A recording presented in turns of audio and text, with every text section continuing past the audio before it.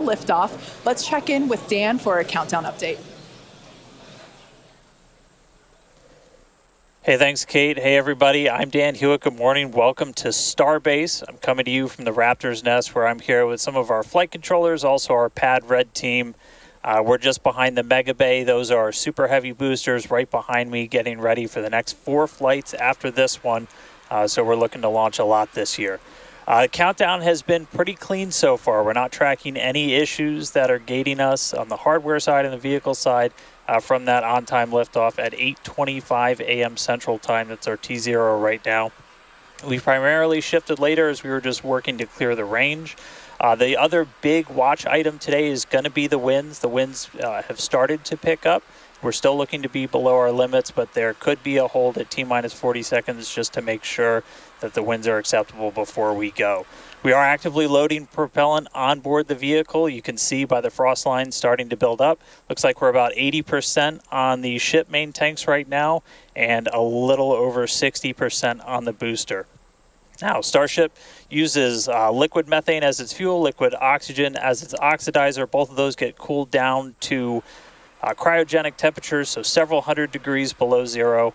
And if you followed along with our previous 2 flight tests, the prop load timeline today looks a little bit different.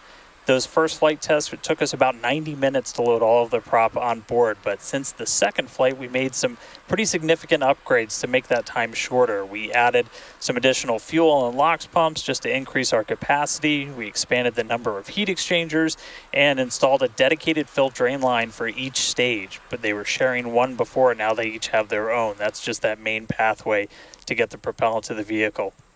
We're aiming for about 51 minutes for today's operation to fully load prop. We did that successfully on our wet dress rehearsal that we did recently. Eventually, though, we're trying to get that time down to about 40 minutes. Just for some context, that's about 5 minutes longer than we take on Falcon 9, but we're doing it with 10 times the amount of propellant. Now, the propellant load on ship started at about T-minus 53 minutes, booster right around T-minus 42 minutes. We are about to pause loading on the main tanks of ship, switch over to the header tanks, and then switch back to close out the main ship. It's 30 seconds, and then booster prop load ends at T-minus 2 minutes and 50 seconds. Now, our final countdown and startup sequence is going to be the same as Flight 2. We already tested this on this booster when we did its static fire. Looking back for Flight 1, we lit those Raptor engines on the booster and lifted off about 6 seconds later.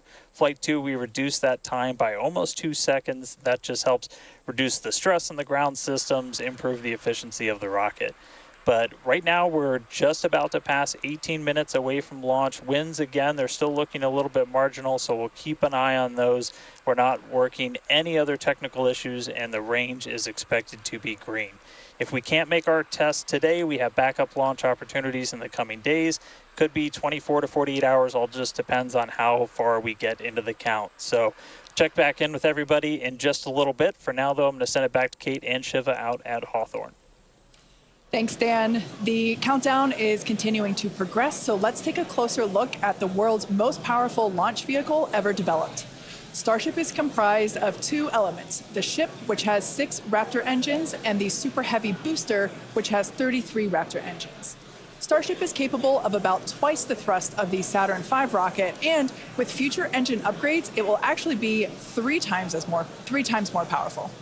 Now, with those future improvements, that'll allow Starship to carry somewhere between 150 and 250 metric tons to orbit, depending on the configuration. For reference, Falcon 9's heaviest payload to date is just over 17 metric tons. So with Starship, we're talking about an order of magnitude greater in terms of payload capability to orbit.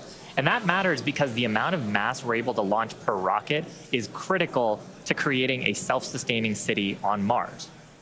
In terms of size, the Super Heavy booster alone stands about 71 meters or 233 feet tall and is about the same height as a fully integrated Falcon 9. The ship stands about 50 meters or 160 feet tall. Stacked together, the booster and the ship are by far taller than the Statue of Liberty, which stands at 305 feet tall with its base. Stacked together, Starship is 396 feet, so quite a bit taller there. Now, Starship's first stage has a diameter that's about 2.5 times that of Falcon 9, and we've got those 33 much larger Raptor engines, this great view of the launch mount looking up at those engines, and we need them to power through the Earth's atmosphere and gravity to deliver those massive cargo and payloads up to space. Moving up the rocket, Starship is designed for vertical takeoff and landing on any hard surface, and that's as opposed to taking off and landing on a runway as aircraft do. And that's important because there are no runways on the Moon and Mars where we're going. The ship, which we're looking at now, features 6 Raptor engines. 3 of them are sea-level engines, 3 of them are vacuum engines. That means that those vacuum engines are optimized with a larger engine nozzle to operate in the vacuum of space and get us higher performance. The ship is also outfitted with 4 flaps to help aerodynamically control the vehicle's attitude during atmospheric flight and enable a precision landing. The body of Starship is also wrapped in a heat shield made up of 18,000 hexagonal ceramic tiles. Those are designed to insulate the vehicle during atmospheric entry, where temperatures can be as high as 2,600 degrees Fahrenheit. One of our test objectives today is to verify how Starship systems and thermal protection system tiles perform during reentry. And in between the first and second stages is our hot stage, which is critical for our newest separation technique, which we saw in action during flight test 2. Yeah, that was a pretty exciting first for our team. Hot staging had never been done before as part of a reusable space transportation system, let alone on a vehicle with the size and power of Starship. Now, at about liftoff plus 2.5 minutes, the booster shut down most of its 33 engines, leaving just 3 of them running, and then the ship simultaneously ignited all 6 of its engines. Some clamps separated, and the ship thrusted away. That was the first in-flight test of the heat shield, and we were able to gather a ton of valuable data about hot staging. We maximize the vehicle's performance by leaving 3 first-stage engines on, so gravity can't rob us of precious velocity, or at least not as much. Hot staging also helps to ensure the ship's liquid propellants are at the bottom of the propellant tanks, which is where we need them to be in order to quickly light the ship's engines.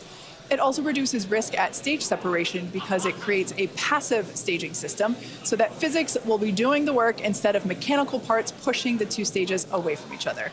Ultimately, hot staging could increase Starship's payload to orbit capacity by 10%, which directly translates to more payload and more people to the Moon and Mars. Now, the first stop will be the Moon, and the SpaceX team has been hard at work proving out all of the systems necessary to make that possible.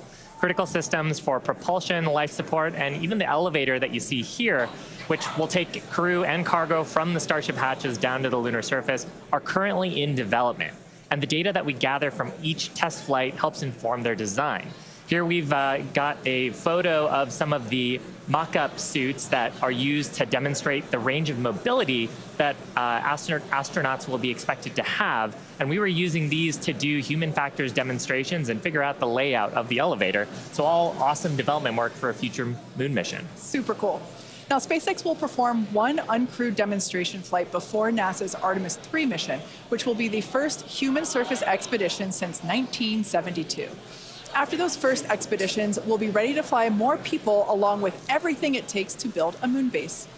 There's so much to look forward to. It's incredible that humans are finally going back to the Moon.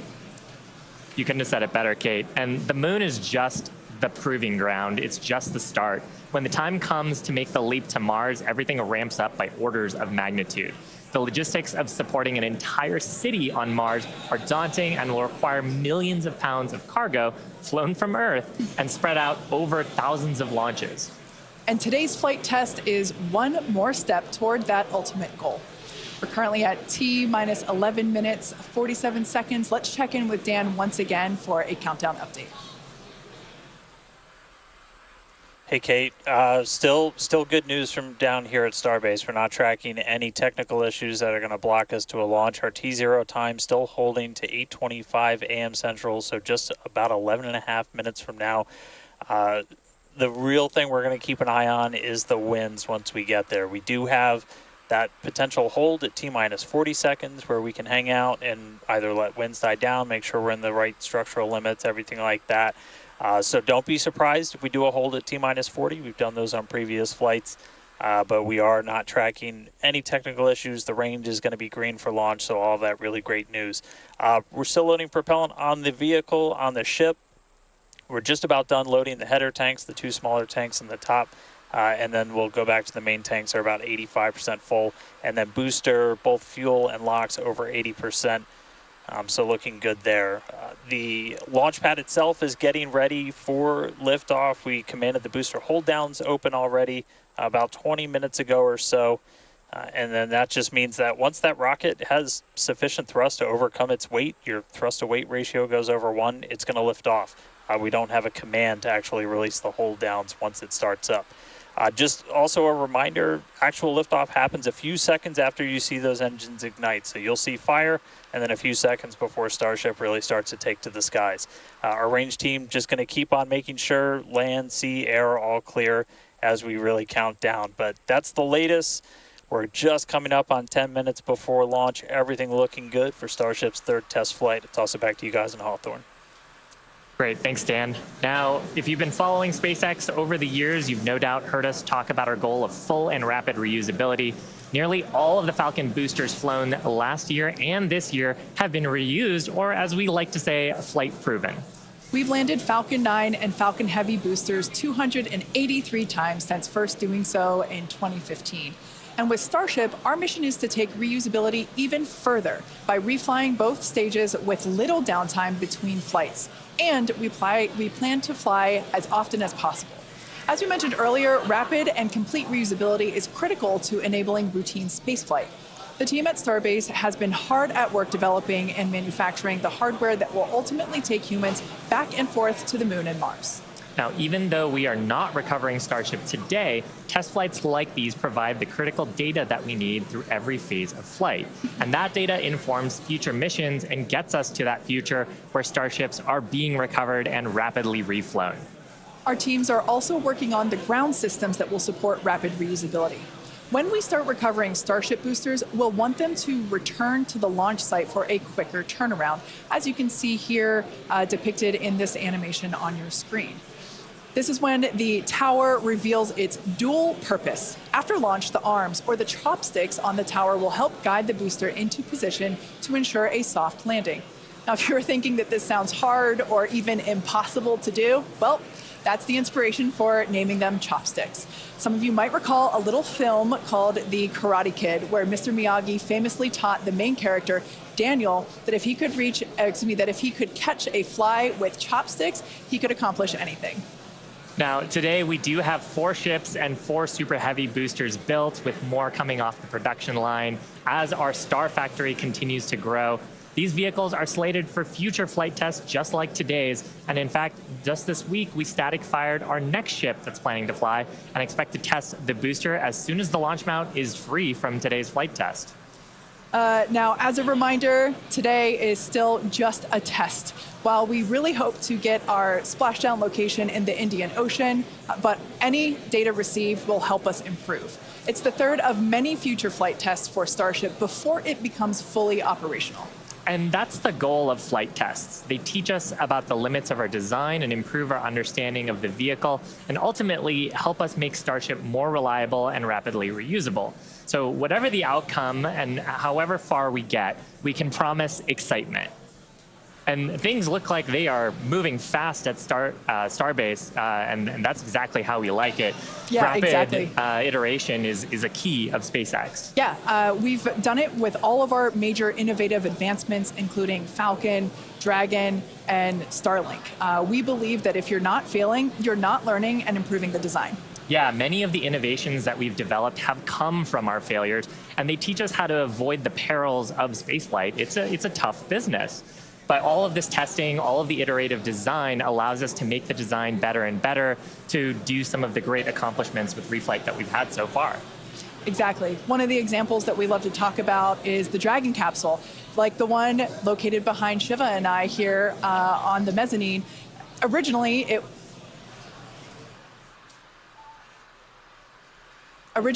was not designed to be reusable. We wanted to prove the initial design, and then when we brought Dragon 2 online, we had to do a lot of corrosion analysis based on flights that had splashed down and analysis on hardware received there. And now our Dragons are reusable and also rapidly at a much rapid pace than they used to be. Yeah. So, I mean, great learnings from our original Dragon to our new crew and cargo vehicles have directly improved the operations, and they've helped us change our understanding of what's possible when it comes to rocket and spacecraft reusability. Now, we're just under T-minus 6 minutes, so I think it's another good time to check in with Dan for the rest of terminal count. How are we looking, Dan? Thanks, Shiva. We're looking good. 5 minutes, 35 seconds, and we're counting down. We are just about at closing the prop load sequences on booster and ship. Just a reminder, ship we're going to close out at around 3 minutes and 30 seconds, booster at about 2 minutes and 50 seconds. Once all of that prop is loaded on board, we'll have about 10 million pounds of propellant on both stages of Starship. Now, after that happens, we'll go through a couple of different procedures with the ground. We'll do what's called pushbacks, clearing out the lines between our prop farm and the vehicles themselves before we get to launch. And then in the next few minutes, we'll get the final guidance system alignments, some final thrust vector control on the booster checks, and all that will be performed. And again, if we need to hold, we have a hold gate built in at T-minus 40 seconds where we can hang out. It sounds like today we'll have about 15 minutes to hold at T-minus 40 if we need to. If we hit that right now, it looks like the most likely reason would be winds. We're not tracking any technical issues to our T0 at 8:25, just about 4.5 minutes from now. So, I mean, everything's really looking good. The booster's almost at full frosty, so we'll see that close out in just a couple of minutes. But we're getting really close to flight, guys. The excitement is definitely growing here in Hawthorne, SpaceX headquarters. There is a large crowd gathering. You might hear them cheering occasionally. Now, Dan mentioned a good point about the holds. We have an opportunity to today hold for a few minutes. And this is a really cool thing about Starship. And we don't have this opportunity with Falcon or Falcon Heavy. Up until the T-minus 40-second point, aborts are just holds. So anything that would trigger an abort prior to T-minus 40 seconds becomes a hold. So that's a really cool feature to allow the team to wait for final checkouts or assess prop levels, engines, avionics, vehicle pressurization. It's really helpful to ensure a liftoff. Yeah, and that's something that is very different from Falcon. I'm sure people have watched our launches, and then we get right down past prop load and then have to scrub because of weather or scrub because of an issue on the vehicle.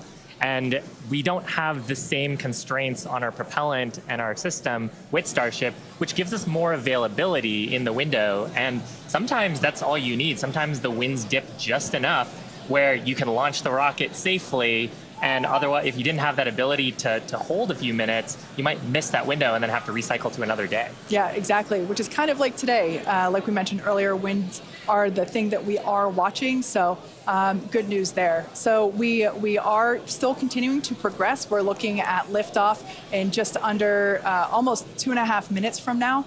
Super exciting. Like we said before, there's nothing more exciting than watching a test flight for a developmental program, and that's where we're at today. And like we talked about, we have some really ambitious goals for today's test.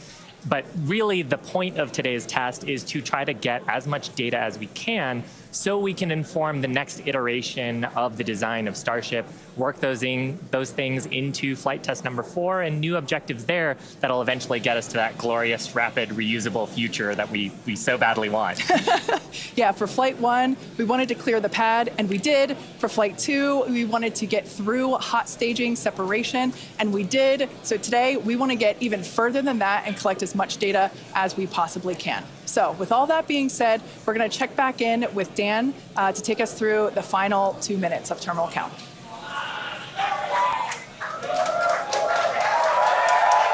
All right, we are under 2 minutes away. We have closed out the prop load on the booster and on the ship.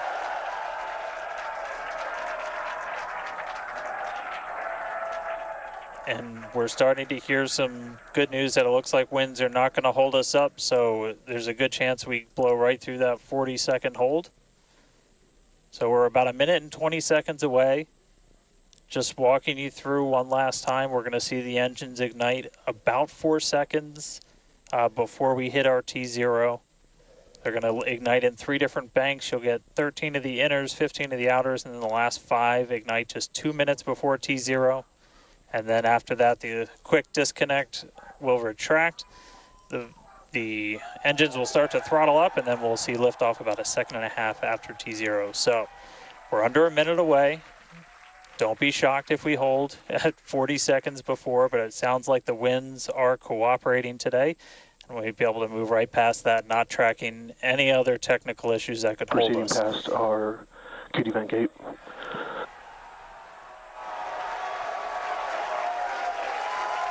Through the QD vent gate, past the 40-second hold. Go for launch. Flight Director Ty Huntington telling the team we are go for launch. So 20 seconds to go. Let's listen in. T-minus 10, 9, 8, 7, 6, 5, 4, 3, 2, 1.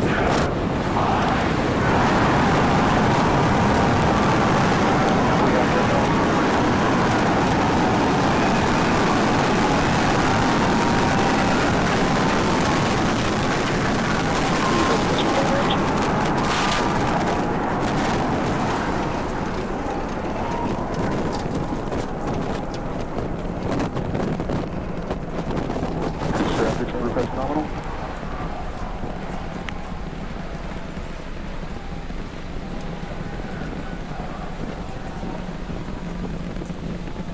30 seconds into flight, we are feeling the rumble. We are seeing 33 out of 33 Raptor engines ignited on the Super Heavy booster. Booster and ship, avionics, power, and telemetry nominal. Acquisition of signal, Corpus Christi. Continuing to get good call-outs. Our trajectory looking nominal, systems looking nominal. Just amazing to see all 33 lit up once again.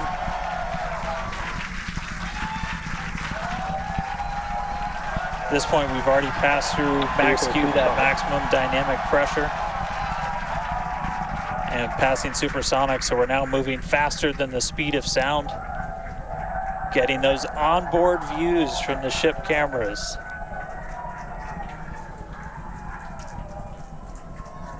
Now the next major milestone is going to be a hot staging maneuver. Again, we're going to be doing that in just about 90 seconds. To do that, we're going to shut down all but the 3 center Raptor engines on Super Heavy. That'll be our MECO, our most engines cut off. And then the clamps holding the 2 stages together are going to release. Starship's second stage will ignite its engines, the RVACs first, the sea levels right after that. The sea level engines will be splayed or just kind of pointed out at about a 15-degree angle. So if you look close and we get good tracking, you might be able to see those center right after. And so those 6 engines will push Starship off of the booster.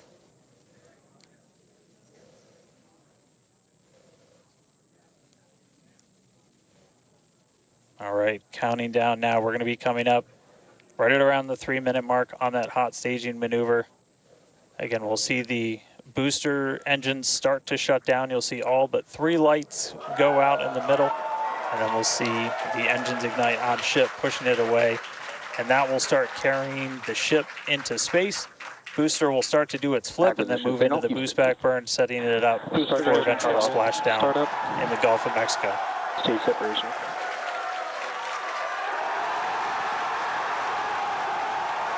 Boost back startup.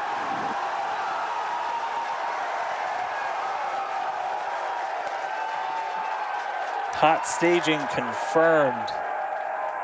Boosters now making its way back, seeing 6 engines ignited on ship.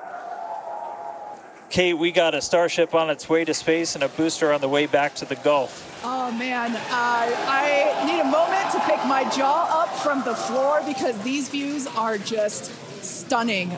These are live views from Starship. First stage is currently performing the ship avionics, power and telemetry nominal. Good there, news informing us that the second stage, or the ship, everything looking good, nominal there. First stage is currently performing the boost back burn, expecting that to last about 1 minute. That boost back burn, propels the booster back towards the coast, taking it to a landing in the waters of the Gulf of Mexico. We're only using the Super Heavy booster's 13 center engines from here on out. As whenever they relight, you'll be able to see that in the left bottom corner. Those are the ones that can gimbal. In other words, they move and change direction in order to change the thrust to steer the first stage back to Earth.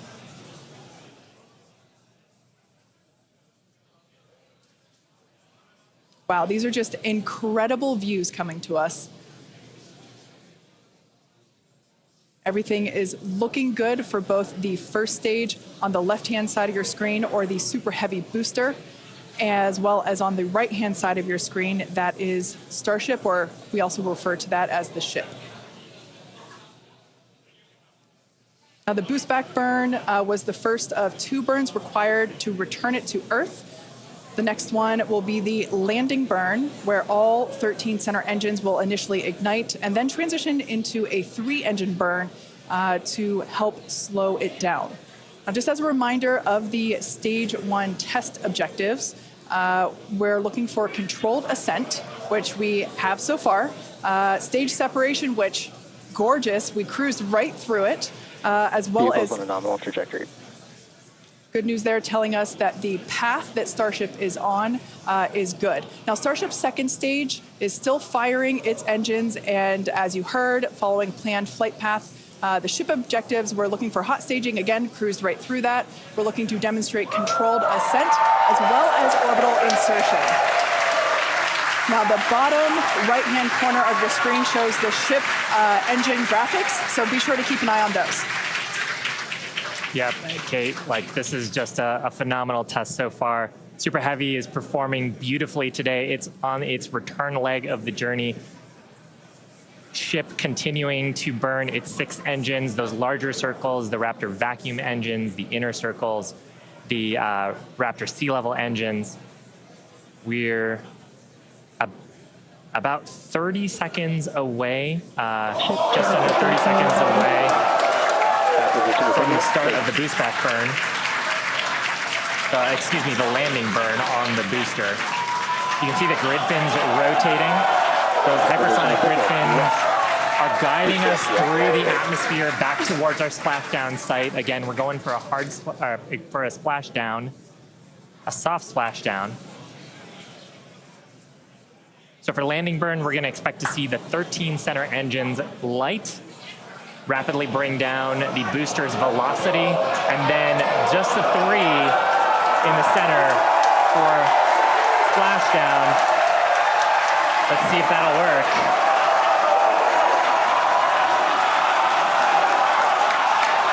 We're getting a few engines.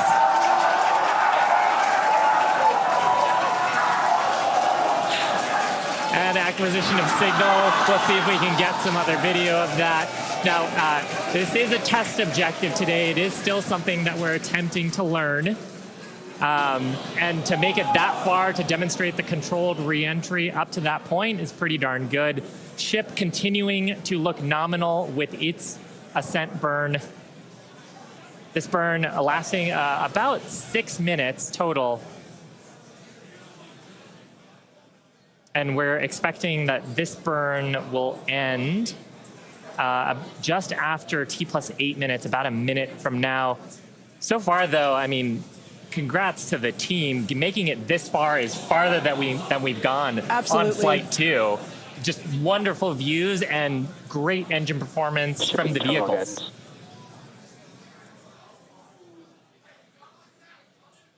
So far, we've hit controlled ascent. We're in the middle of that right now. We demonstrated the hot staging. Kate, as you said, cruised through that. We demonstrated controlled entry of the booster. Just stopped a little short of the engine relight, but hey, that's something we can learn for the next one. Yeah. Now, that view that we just had moments ago was a live shot of Star Command. There you see it again. This is our Mission Control Center at Starbase. where vehicle operators are standing by. Now, the next milestone coming up is in less than a minute. At that point, ship will, or I'm sorry, actually it already has. Starship engine cut off. There we go.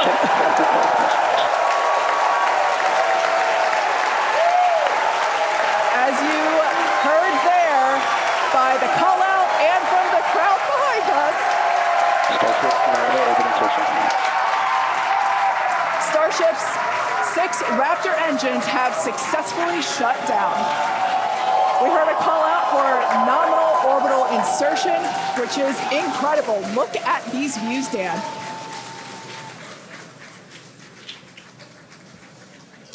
I'm just completely blown away right now.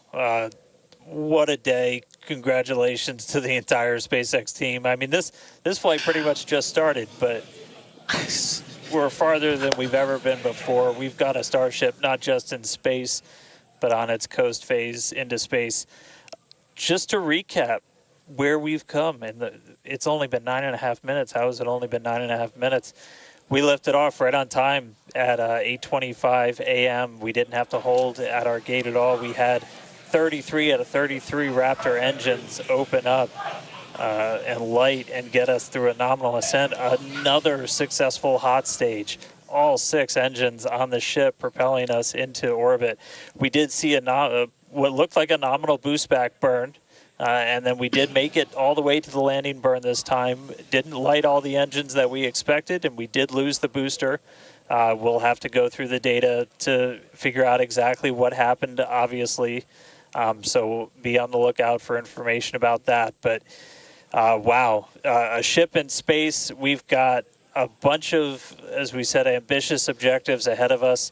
Over the next couple of minutes and pretty much over the next hour, where we're going to really, we've got the ship in space. We're now going to take advantage of this and try and learn as much as possible about some of the other systems, including that first ever Raptor relight in space. So it's just going to be incredible. So all of that still to come.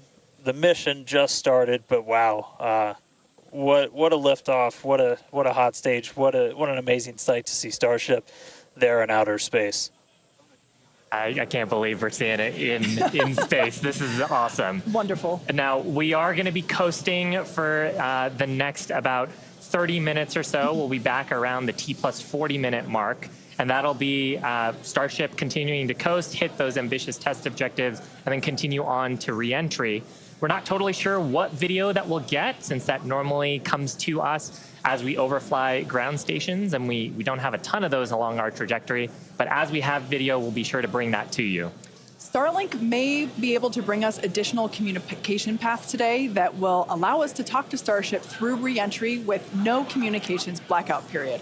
It's a possibility, but either way, we will be live for all of today's milestones. And of course, when we do have views, signal, Puerto Rico. especially like the ones that we have now, which I just cannot get over. When we have views, we will be sure to bring those to you live. But no views or no views, we'll see you back here at T plus 40 minutes. PEZ door is opening. And there we just heard call it that PEZ door is opening, so that's great. First test. Yeah. One of our test objectives today is to open and close that PEZ door. That's where we will deploy Starlink satellites from in the future. So great news there that that test that test objective is already underway. So come back here, stick around till T plus 40 minutes for coverage of Starship's deorbit burn demonstration, followed by its reentry and what is sure to be an exciting splashdown.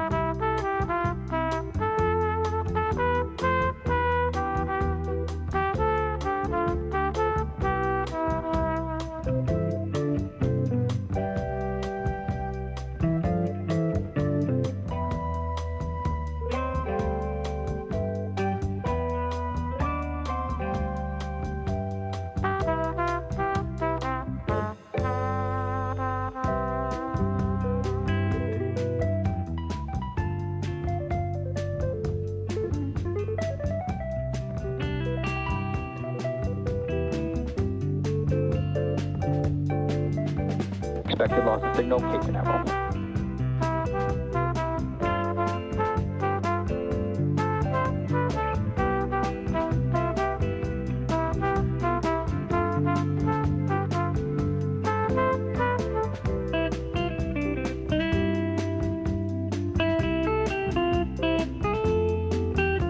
Test trigger.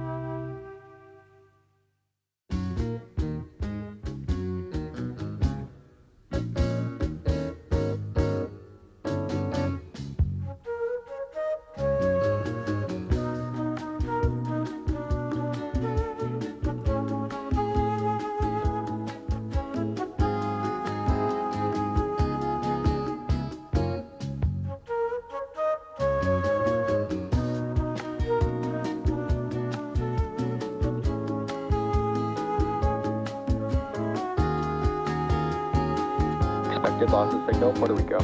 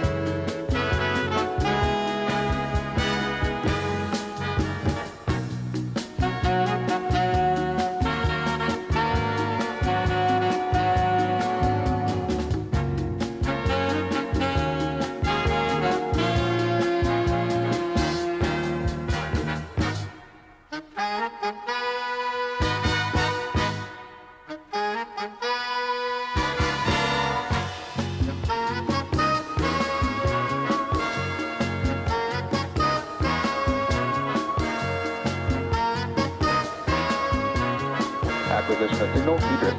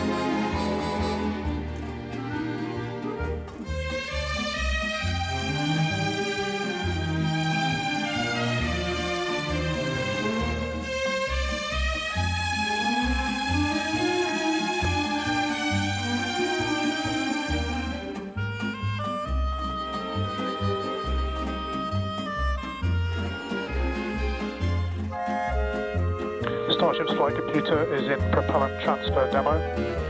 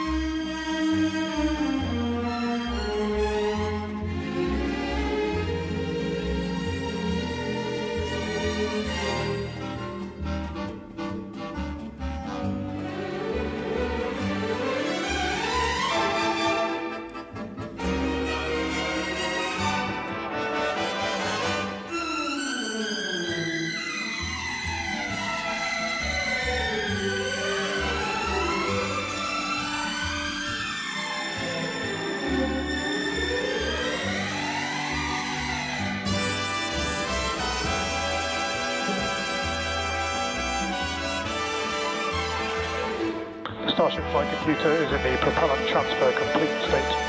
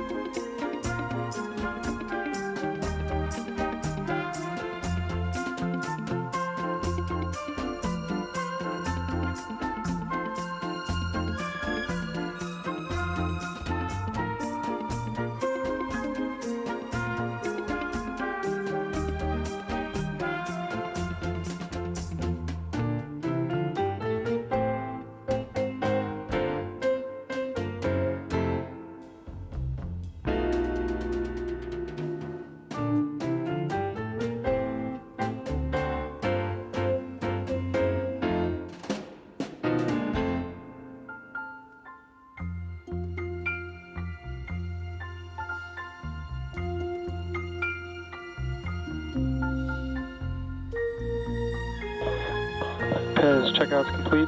Doors closing.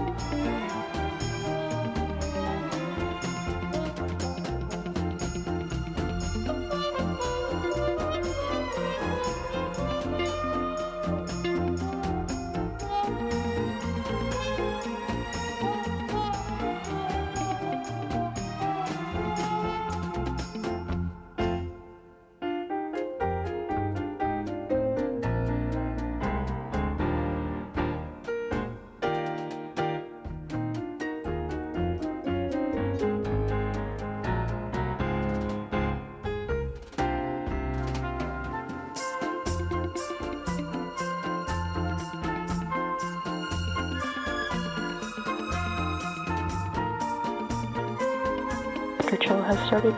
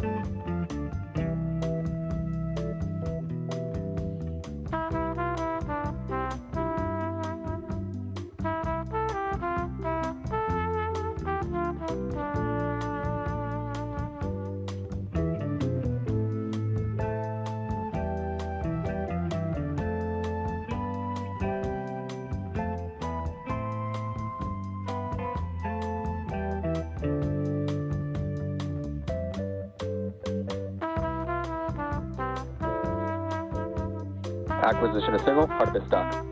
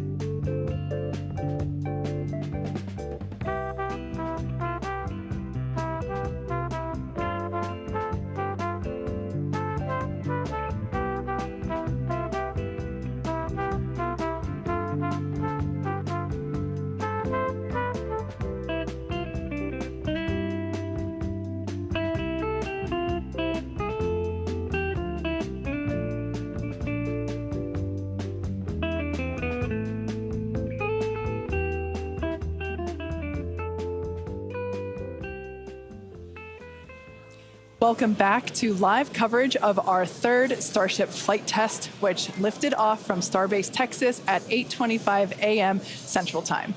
Our main objective today was to get through all of our ascent burns and collect as much data as possible, including a potential Starship entry. And we just came out of a coast phase and were treated to a number of HD views thanks to Starlink, including the PEZ door open-close test. So that was one of our test objectives today that we met. So that's awesome. It has been such a great day. It has been a phenomenal test day. Just to see booster lifting a Starship to ascent, ship completing its ascent. Just a wonderful day. Kind of to recap the objectives a little bit. Booster completed its ascent, ignited its 33 Raptor engines. We demonstrated a successful hot staging for the second time. Booster completed the boost back burn, didn't quite accomplish the landing burn, and then had a hard splashdown in the Gulf.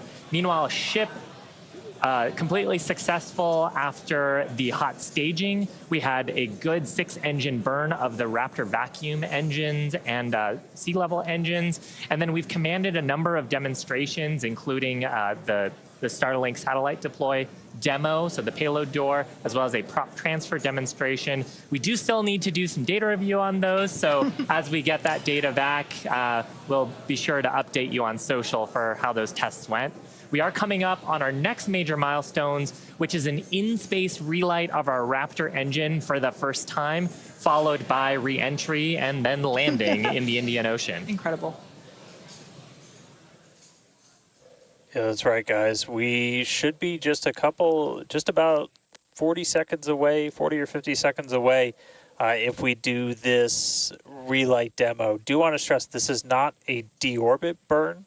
In fact, it's actually going to function a little bit opposite of a deorbit burn. We're going to be raising our perigee with this burn for the lowest point of our orbit. This is just to demonstrate that we can relight a Raptor engine on ship while it's gone through a coast, while it's in outer space, while it's in microgravity, all of the different complexities that come with lighting this engine again after it's already done an ascent burn, but you're now coasting through space. This is going to be really important anytime we want to do in-space maneuvers in the future, like eventual deorbit burns, any of our translunar injections that'll have Raptor engines firing back up. We may not do it. There is, all of the guidance is loaded into Starship's computer itself, so if it doesn't see the values that it needs to, we could just skip the burn. So we are waiting to find out if that's going to happen or not. If it doesn't, as we said in the beginning, we're on a pretty steep trajectory that we are coming home no matter what, regardless of doing a burn. This was done just so we can really, we're in a trajectory that's really not super susceptible to delta V changes in velocity. If we were to do a burn, we've got a pretty concise footprint in the Indian Ocean that we're going to be targeting for splashdown today. It does sound like we are skipping past the on-orbit relight demo this time. Again, we'll confirm all of this through our post-flight data review, but it did sound like we did pass through that burn. So now that's going to start setting us up for re-entry. Yeah, that's exactly right. So coming up next around T plus 49 minutes is Starship re-entry. Now, this is typically a portion of flight where we don't have communications with spacecraft because they're re-entering the Earth's atmosphere at or around orbital velocity, about 8 kilometers per second or roughly 5 miles per second. Super fast. Now, at those speeds, the spacecraft's interaction with the atmosphere results in friction and creates a plasma field around the vehicle.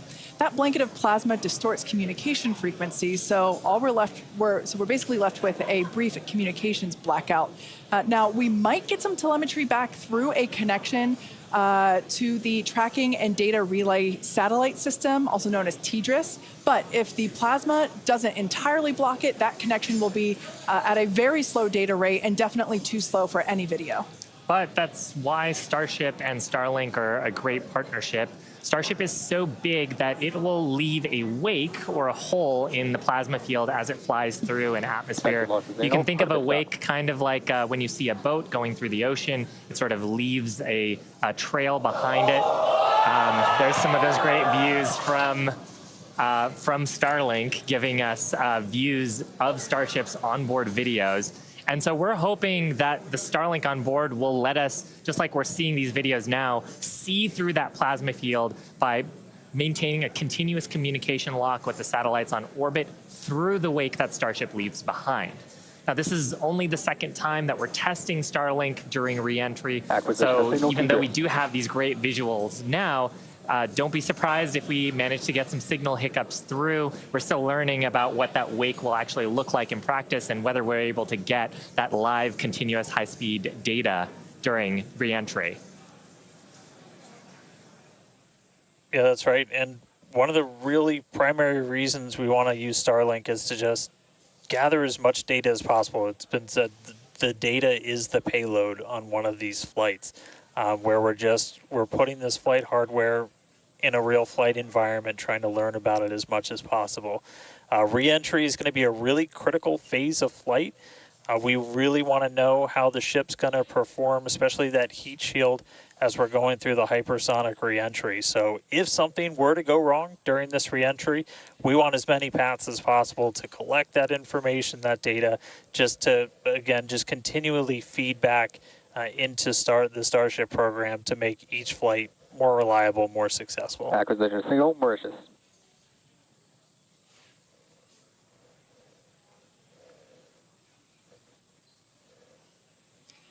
Now, if Starship manages to make it all the way through re-entry, we'll collect valuable data on Starship flying through the Earth's atmosphere at hypersonic speeds, meaning more than 5, or at this point, will be more than 5 times the speed of sound. Now we're watching these live views, HD views by the looks of it, thanks to Starlink. You can see that the flaps there on the ship might be actuating.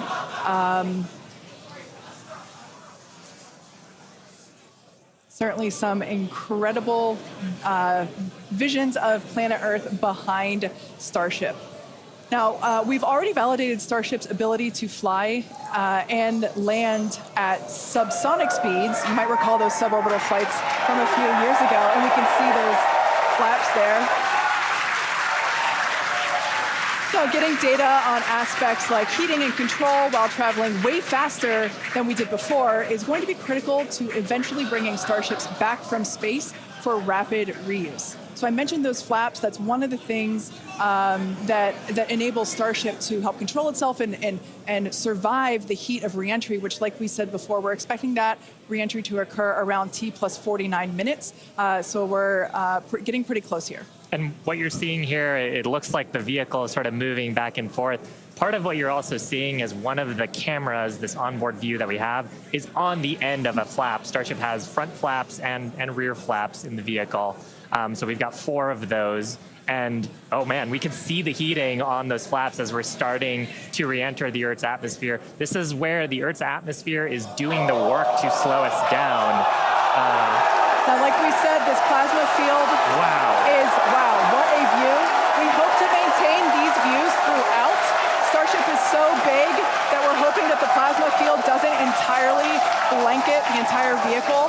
Right now, it is not. The Starlinks are Views brought to you by Starlink. Yeah, the Starlinks are still communicating and still capturing the data and the video that we see here.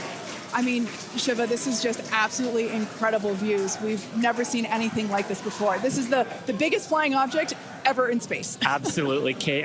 And it's important to note, with the ascent burn that we did was to get us to orbital velocities, even though we were on a nearly orbital trajectory.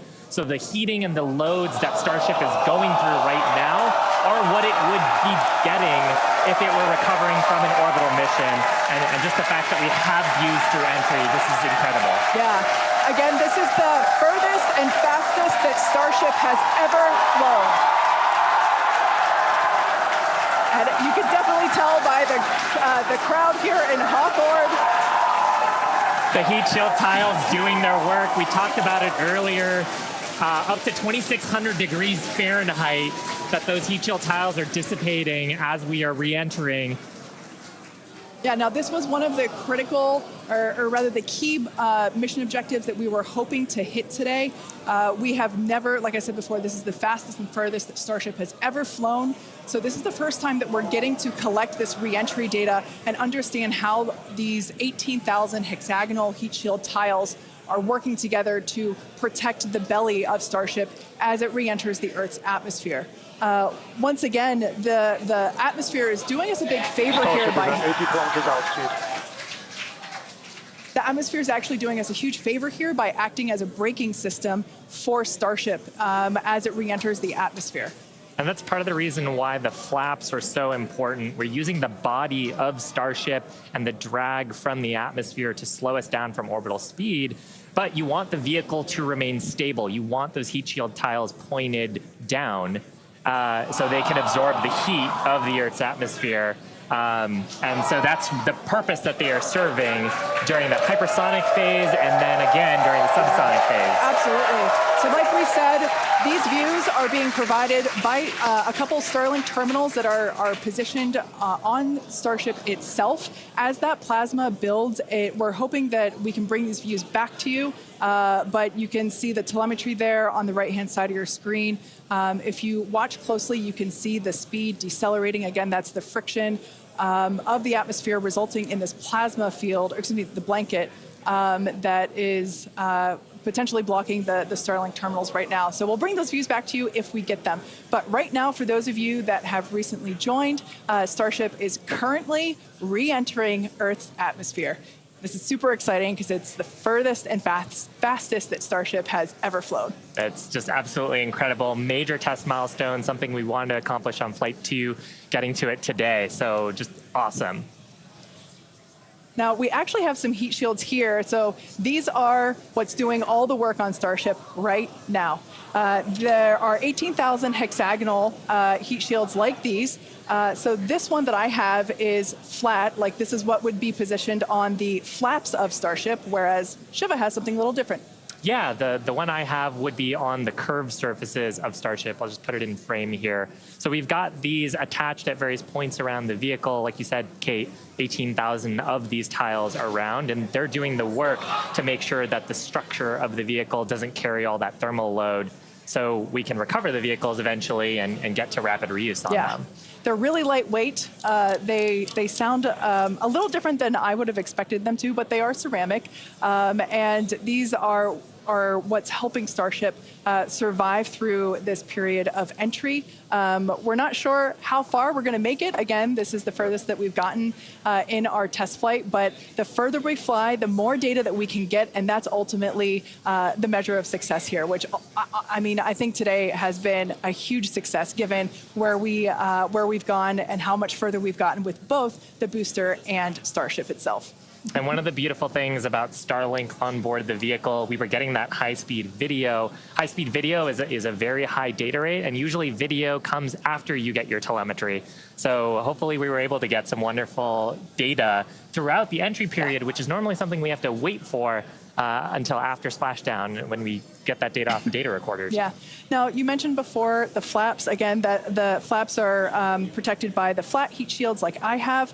There are 4 of those positioned on Starship, 2 at the forward end or the top end, and 2 at the bottom or aft end. And they operate independently to aerodynamically control the vehicle's attitude or positioning during atmospheric flight and enable precise landing at the intended location. So today we are intending to splash down in the Indian Ocean, and we're hoping that we can make it that far, but regardless, it is an exciting end to what has been an exciting day.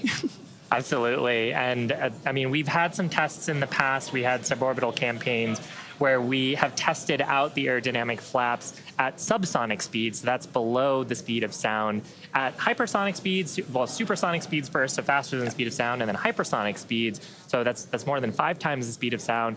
The equations of motion change, how the vehicle responds changes. So going through that control phase where we're going from faster than the speed of sound to below the speed of sound was one of the objectives today. Yeah. And that's actually a great point, because we are expecting that entry subsonic period to occur around T+1 hour and 3.5 minutes. So we're not there yet. We're about 10 minutes away from that point. So again, that is when Starship would be traveling slower than the speed of sound, thanks to the atmospheric braking system. And so right now we're still waiting to see if we're going to get data back from this ship. We might be in a bit of a blackout period right now. So still waiting to hear the status on it. But yeah, we got to the actual entry portion of today. We started into peak heating, which was just a really big milestone. Starship is pretty unique in the way that it re-enters, especially for something reusable. The closest parallel has been the space shuttle. When we're comparing Starship to like when we bring a Falcon 9 booster back, we're talking about 20 times the energy given the velocity that we're moving at, and all of that energy just gets converted into heat, and then we need to use those tiles to just help dissipate that heat. They're not ablative like you would see on something like Dragon, which uses an ablative in the capsule shape. So they are these tiles that are made to be reusable. So any data we're getting on the actual temperatures it was seeing during heating, all of that is just really hugely valuable. Where Starship is really unique is, and Kate and Shiva have talked about it a couple of times, is once we're through this kind of hypersonic section and we get down to the subsonic. And that's where we really learned a lot and proved that Starship's really just its basic shape could work. And we did that during the suborbital campaign. Again, if you compare it to the shuttle, which entered, it had the wings. It had a similar heat shield system, but it had wings, and then was almost flown like a glider once it re-entered and was down to those subsonic speeds. With Starship, we're not doing that. We're just coming straight down. We'll hit terminal velocity, which with Starship is around 200 miles an hour, and then we use a flip maneuver to ignite those engines, do a landing burn, and then touch down on the ground. So you don't need a runway. We're doing that, again, designed because when we go to the moon, when we go to Mars, there's not going to be a runway there for us, and so that propulsive landing is going to be really important. This is an animation of pretty much what we were just watching on actual Starship video, which is pretty incredible. But we go through peak heating. One of the benefits of today's trajectory, actually, we got closer to what the heating profile will be on just a normal mission when you compare it to our previous flights, which were headed out to Hawaii. So we go through peak heating, and then we hit subsonic, and then Starship splashes down in the ocean. Again, we're not doing a landing burn on this flight, and we're not expecting Starship to survive the impact. We're not going to be recovering any of the hardware. For now, though, we are just still waiting to see if we're going to get some signal back. We're currently at a loss of signal with Starship. Don't know for sure what its status is, and so we're just continuing to listen in. But it was pretty incredible seeing the flaps really do their thing to maneuver the vehicle as it's moving through hypersonic. One of the big trade-offs between something like shuttle and Starship is wings can be pretty heavy. And so if we can really demonstrate that Starship's controllable through that hypersonic regime, when you're coming through the atmosphere, 25 times the speed of sound, you can save a whole lot of weight by not having really big wings. So super valuable to get this data, super valuable to then figure out what we're going to do on our next test flights. Dan, you'd brought up a really interesting point, too, that for on shuttle, you are gliding in, going back to a runway. On Starship, because we're landing vertically, we are basically coming down, and then we've seen this during the suborbital campaign. We're not going to see it today, but during the suborbital campaign, we did the flip maneuver and then light our engines for a landing burn. And that's also really important for some of our other terrestrial destinations, that we don't have as much of an atmosphere on Mars. There is pretty much no atmosphere. There's some great views from our previous test campaigns of a landing burn and upright landing. But on the moon, there is no atmosphere. On Mars, the atmosphere is extremely thin, so you actually need some other sophisticated techniques that other landers have used to land there. And so this vertical landing technique is really important to landing on destinations like those, which is ultimately where we're trying to go. Yeah, absolutely. So we hope to demonstrate that landing in future missions. That wasn't one of our objectives for today. We wanted the ship to focus on opening and closing, the first demonstration of opening and closing the PEZ door, which is where we will deploy Starlink satellites from in the future, as well as a gathering data on how the heat shield tiles performed during the entry period. And so far, all of that has gone really well. So overall, it's been pretty great, and it's great to see how those initial tests that we performed a couple years ago for those high altitude tests allow us to see what those will look like in the future. But this piece that we're doing today of, okay, if we are coming back from orbital velocity and we're going through that entry period, that is the missing piece, right? We already figured out how to land once the ship gets to a certain velocity or altitude, and it's really this piece that we were trying to figure out today. How do we get Starship to survive orbital velocity atmospheric entry? And we hope to find out soon. Yeah, I mean, we talked about rapid iteration and how we do design. Part of our philosophy is testing early and often and trying to test in a way that is as flight-like as possible. But there's only so much you can do in a chamber where you're trying to simulate the atmosphere in a laboratory. So there's nothing quite like when the heat shield tile hits the atmosphere in flight to gather that wonderful data and prove out some of the analyses and probably teach us a bunch of things that we didn't quite get right. For sure.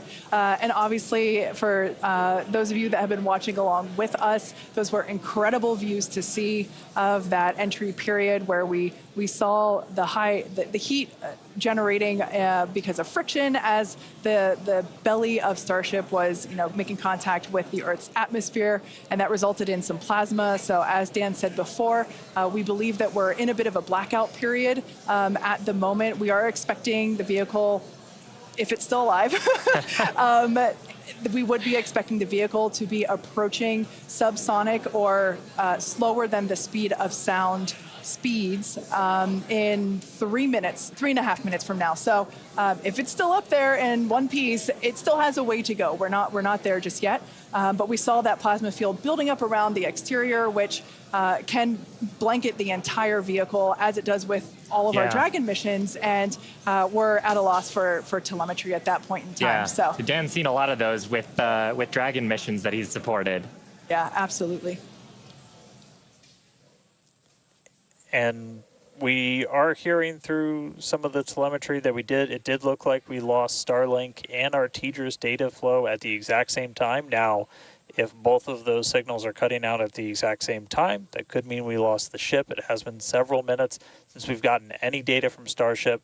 We are waiting just a couple more minutes just to see if we can get any additional confirmation, but that is one data point that we're tracking, and that could indicate that we had a loss or a breakup of the ship during that reentry. So might not make it all the way to splashdown today, but we were able to get through the early phases of reentry, hit some of that peak heating, which was just really incredible to see a Starship coming back from space after getting all those views from space for the very first time.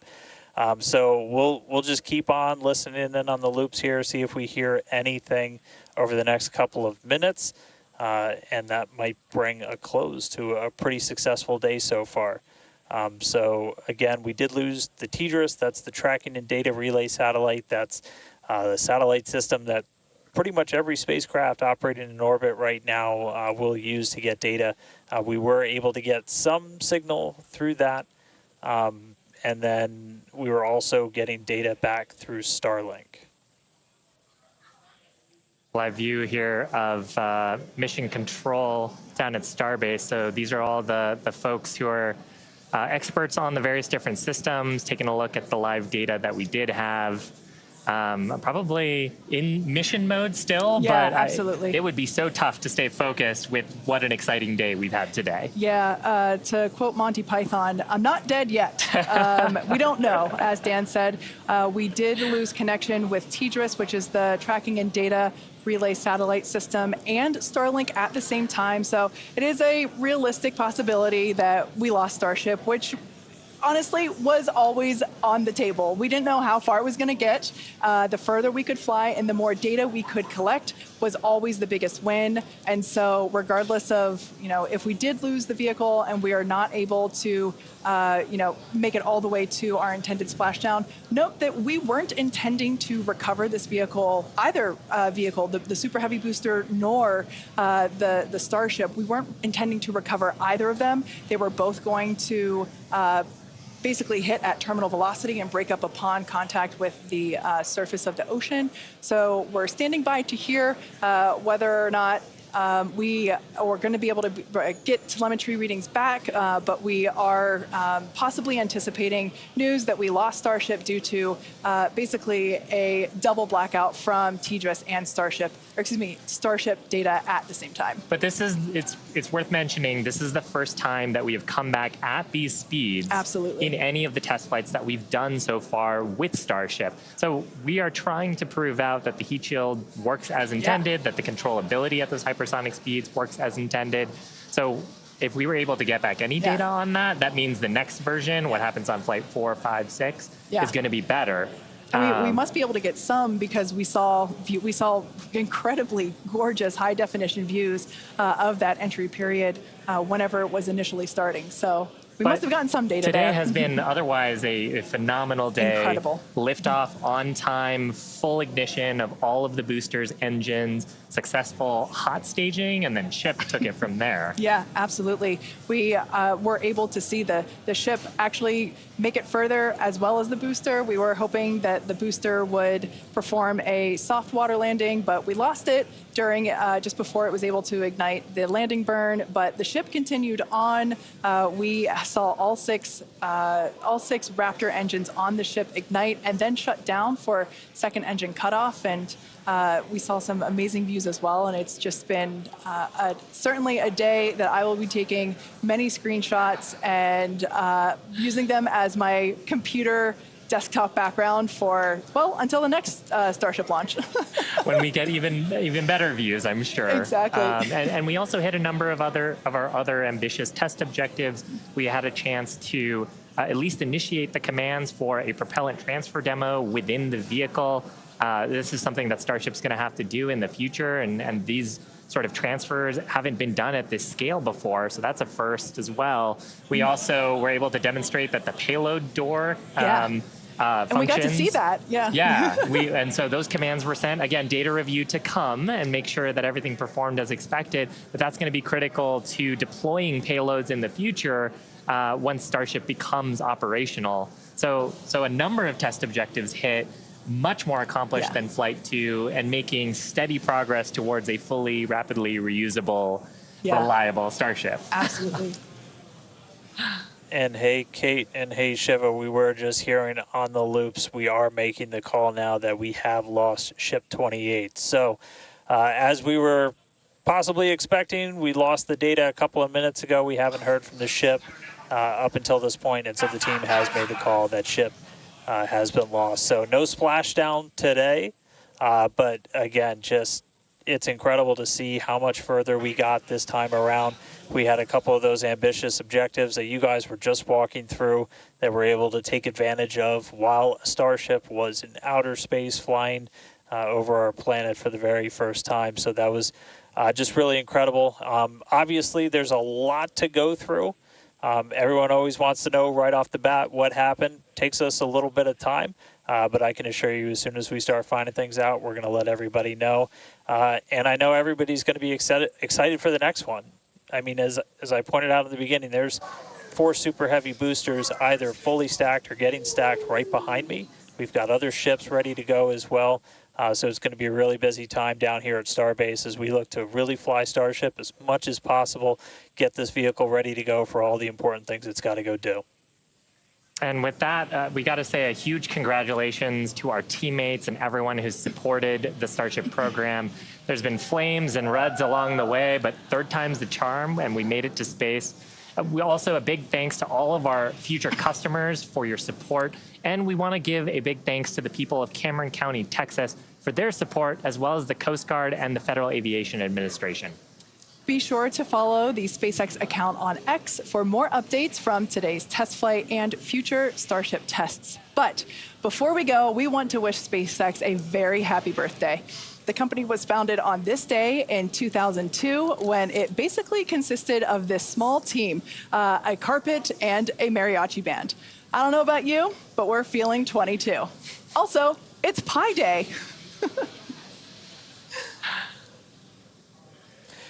Yeah, but I mean, Pi Day is constant and never ending, so shouldn't every day be Pi Day from now on?